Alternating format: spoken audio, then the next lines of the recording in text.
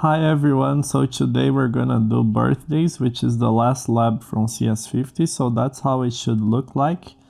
If you take a look here, so we have a bunch of rows and then we have a form. Once we type something here, like a name and the month, that should add this to the table. So this will get you ready for finance, which is the last problem set of the course. Make sure you understand everything. As always, make sure you also read thoroughly the notes, CS50 notes, because they're super helpful and they really help you get started. One of the main mistakes that I see students do is just to not read the notes. Without further ado, let's get started. So after we've unzipped, let's follow the implementation details. So the first thing you should do is so we're already given this database, so we should basically query the database for all birthdays and pass the data to index.html. If you look at the notes, you see this example here where they do something very similar. So they will have a database called registrants. You get all the registrants and pass that to this HTML file. So why don't we just copy and paste this and adapt the code to our purposes? So this is what is already given to us. So this, all the import of libraries, everything is done for us. All we have to do is basically implement the if and else method. Post refers to when you submit a form. We'll see that in a second. And get, which is the else statement, is what happens when you just display a specific page. The route is /, so that means when we open our website, just the / will be what will be get displayed. If we had something like / posts, then when we go to our website and in the end we write / posts, whatever this route here does, that's what's gonna get shown. So anyway, so birthdays. So we're selecting all queries from the birthdays database, and then we're passing that to our index.html file, which you can see over here on the left. We're gonna call that people. Let's actually take a look at our database. So if you go here to browse, so this was added the last time that I ran, but if you see the birthdays table, you just double click on birthday, you'll see that it already has 3 users. You have Harry, Ron, Hermione, the month and the day.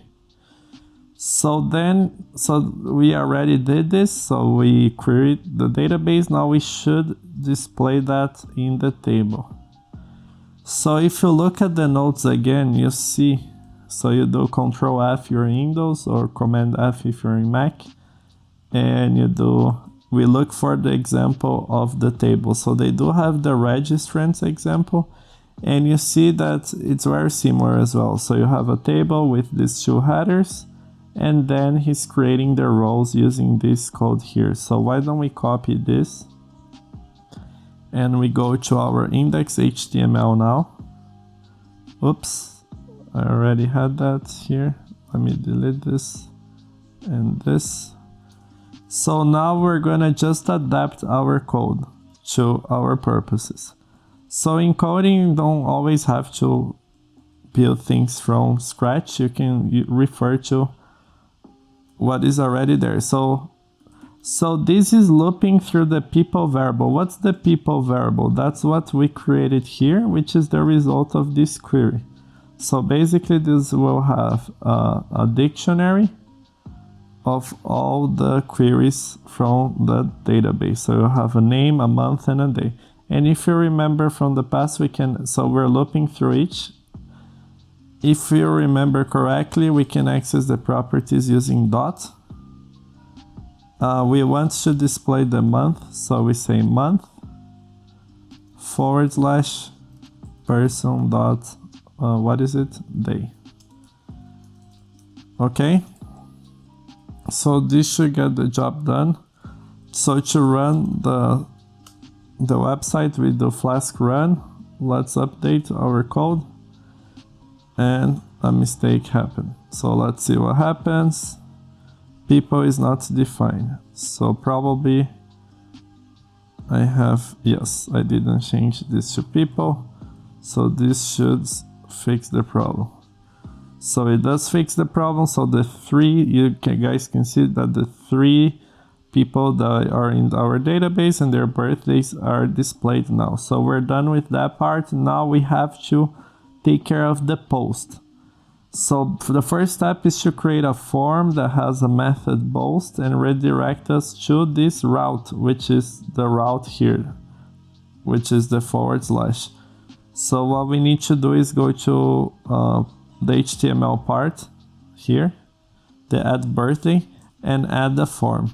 So also if you do Ctrl F, you see that that's how a form is created. So let's copy and paste that.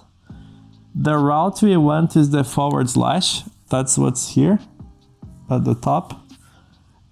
So, and we want the method post. So that's okay, that's fine. So we want 3 inputs. If you look at the lab, you'll see that there are 3 inputs.